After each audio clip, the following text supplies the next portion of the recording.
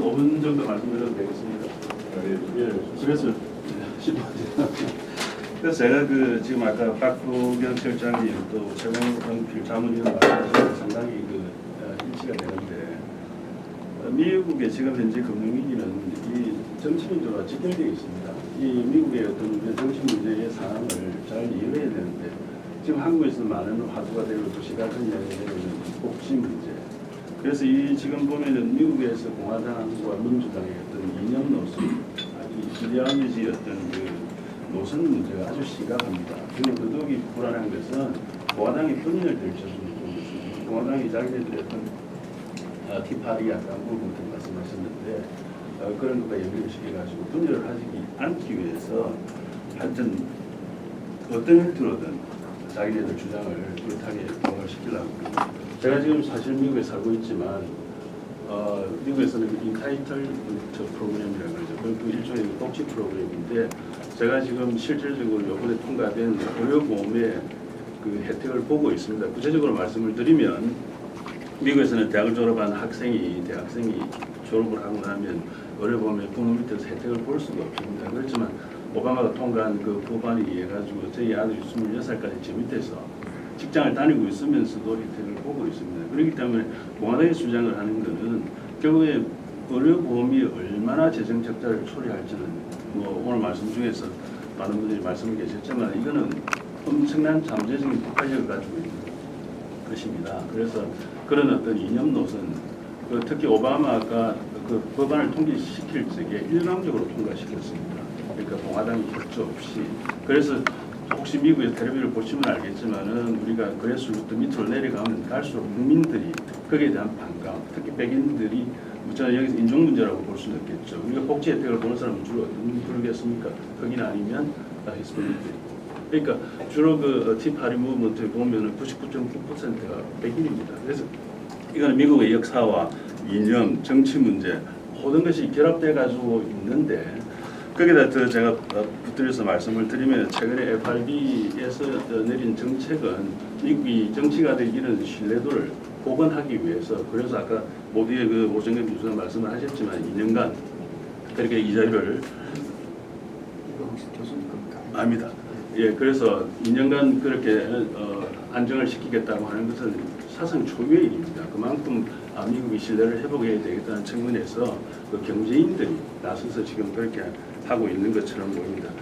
그런 측면에서 제가 생각해서 미국의 재정 적자는 제 개인적인 의견으로는 미국의 실질 세율이 전 세계에서 아주 낮습니다. 그렇기 때문에 결국에는 공화당은 낮은 세율을 유지하자는 입장이고 아이러니지만 또 민주당은 세율을 올리자고 하지만 거기도 서로가 첨예하게 대립하고 있습니다. 만약에 양당이 합의를 해가지고 세율을 제가 최근에 보면 월스트리트저널이라는 뉴욕타임스를 읽어보면 세율을 조금만 미국이 상향 조정하면 실질 세율을 재정 적자가 그렇게 심각한 이슈는 될 수가 없다는 게 전반적인 의견입니다. 더 심각한 문제는 공화당과 민주당의 자기네들의 이념 문제, 노선 문제 거기에 더불어서 맞물려 있는 것은 복지 문제를 어떻게 해결할 것인가. 아시다시피 흑인 가정에 예를 들어서 몇 퍼센트가 복지 혜택을 본다. 구체적으로 다음에 통계를 보시면 알겠지만 대부분 50% 이상입니다. 그렇기 때문에 그런 어떤 문제가 결부가 되어 있지 않는가. 그러니까 오바마를 2012년에 재선을 시킬 것인가 안 시킬 것인가.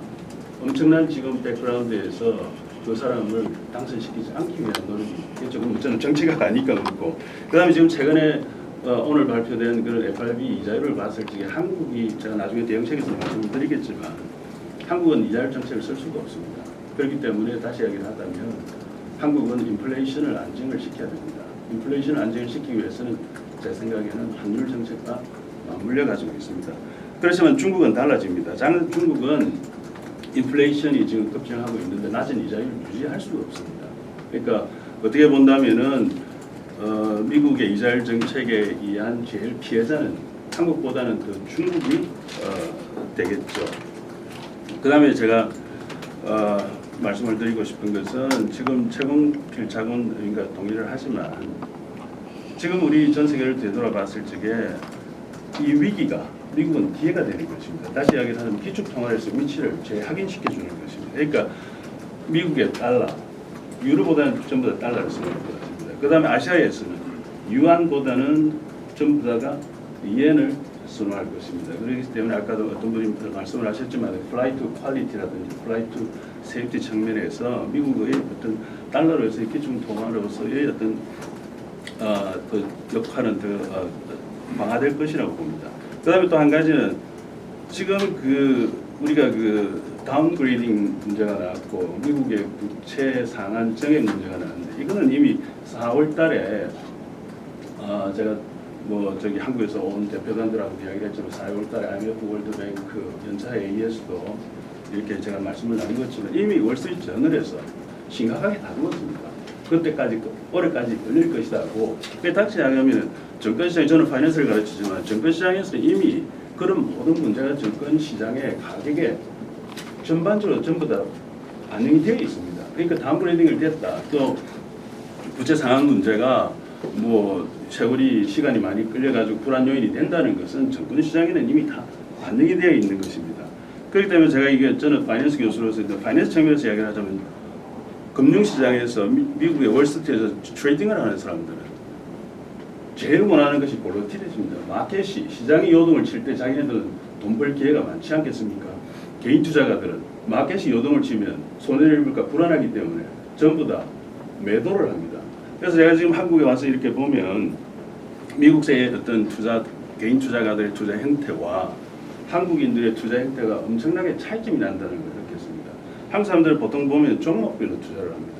자기가 마음에 드는 필이 꽂히는 종목을 선택을 해서 투자를 해서 오르면 카지노에 가서 어떤 도박하듯이 올라오면 확 올라오고 내려가면 망하니까 그냥 팔아버리죠. 미국 같으면 저도 마찬가지로 저희 주변에 다 보면은 전부 다 분산 투자를 합니다. 예를 들어서 뮤추얼 펀드라든지 등등을 하는데 2008년도 보십시오. 미국이 반토막이 났습니다. 다우존스가. 그렇지만 2년 뒤에 또 원상 복구가 되었습니다. 그래서 저도 맨날 저는 어떤 분산 투자에 보면은 연금이라든지 저도 은퇴를 위해 가지고 적금을 다 들어지게 보면 결국에는 오르든 내리든 그냥 마켓하고 같이 가는 거기 때문에 투매를 할 이유도 없고 투매를 만약 그때 제가 2008년이나 2009년에 팔았다 그러면은 저는 어떻게 보상받을 길이 없습니다. 그런데 미국에서는 항상 그런 위기가 있을 적에 사람들이 강조를 하는 것은 그러니까 buy and hold 어떤 목적으로 투자를 하느냐는 것을 잘 이해하는 우리 한국에서 투자가의 심리 형태는 제가 보니까 어떤 장기적인 투자가 아니고 투기라고 볼 수 있겠습니다. 그러니까 그런 것도 조금 방지를 하는 게 좋지 않겠나. 그 다음에 이제 제가 어떤 대응 전략에 대해서 제가 몇 가지 말씀을 드리면 첫 번째로 FRB의 낮은 이자율 제가 반복이 되지만 인플레이션을 인정을 시켜야 되고 이자율 정책은 이제는 한국에서는 참 설치기가 어렵게 될 것 같습니다. 그렇기 때문에 환율 정책의 그 중요성이 더욱더 강조될 것 같습니다. 그 다음에 제가 두 번째로는 낮은 미국 이자율 때문에 미국의 또 해외의 모든 투자가들이 높은 수익률을 추구할 것입니다. 그래서 좀 더 안정된 나라 또 우리가 지난번에 아이슬란드 경우에서도 봤지만은 캐리 트레이드가 상당히 기승을 부릴 것 같습니다. 그러니까 제가 생각했을 적에는 미국의 낮은 이자율 때문에 미국의 금융자산가들이나 이런 분들이 미국에서 투자처를 찾지는 않을 것입니다. 분명히 해외에서 찾을 적에 한국이 제가 봤을 적에는 상당히 아주 매력적인 투자처가 될 것 같습니다. 그래서 정부에서는 캐리 트레이드, 어떤 아까 말씀드렸지만 은행세와 더불어서 어떤 단기 유동 자금의 추이를 정확하게 파악을 하고 있어야 될 것 같습니다. 그다음 세 번째로는 제가 우리가 다 아는 블룸버그 터미널에 뜨는 CDS 코테이션이 예상이 외로 중요합니다. 제가 2008년 위기 때도 한국은행 사무소가 미국에 워싱턴 DC에 있기 때문에 거기서 세미나가 있어가지고 말씀을 많이 나누었는데 블룸버그 터미널에 떠오르는 어떤 CDS 프리미엄 자체가 우리가 보면 어떤 경우에는 그때 보면 600 베이시스 포인트니까 6%가 높다는 마켓보다 높다는 것은 우리 한국 정부가 제가 봤을 때 대응이 아주 부족하다고 생각합니다. 그래서 그런 자리에서 제가 한국은행 소장님과도 말씀을 나누었지만 제가 생각했을 적에는 우리 지금 한국에 있는 금융기관들이 예를 들어서 우리은행이든 산업은행이든 그런 덩치 큰 회사들에서 CDS 코테이션을 시장을 반영해서 한국 경제 현실을 반영해서 나타낼 수 있는 그런 효과를 내야 된다고 생각합니다. 제가 어떤 효과를 내는 과정이 정부에서 제안을 하는 건지 외국에서 호가를 하지 말고 우리나라 자체에서 우리나라 경제를 반영할 수 있는 CDS 프리미엄 그 베이시스 포인트를 호가를 내야 된다고 생각을 하고 그러니까 시장률 현재 국제 금융시장의 어떤 일보다는 제가 봤을 때 제 개인적인 의견은 그래요. 1% 이상 100 베이시스 포인트 넘어가지 않아도 되는 우리의 경제력이 되었다고 저는 생각합니다.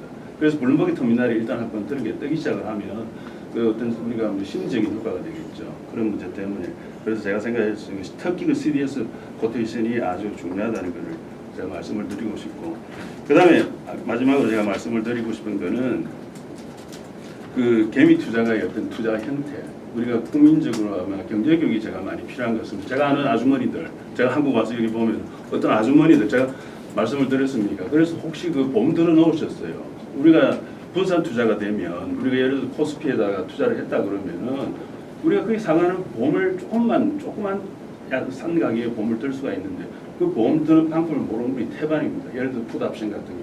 그러니까 우리가 생각을 했을 적에는 우리 아줌마들에 대해서 투자를 어떻게 해야 되는지 투기를 위해서 증권시장에 있는지 아니면은 앞으로 이 노후를 위한 어떤 대책을 마련하기 위한 것이 있는지 그렇다고 하면은 좀 더 우리가 특히 우리 아주머니들한테 그런 어떤 경제교육을 좀 더 시키는 게 중요한 점이 아닌가 그렇게 생각을 합니다. 죄송합니다. 제가 너무 길어서.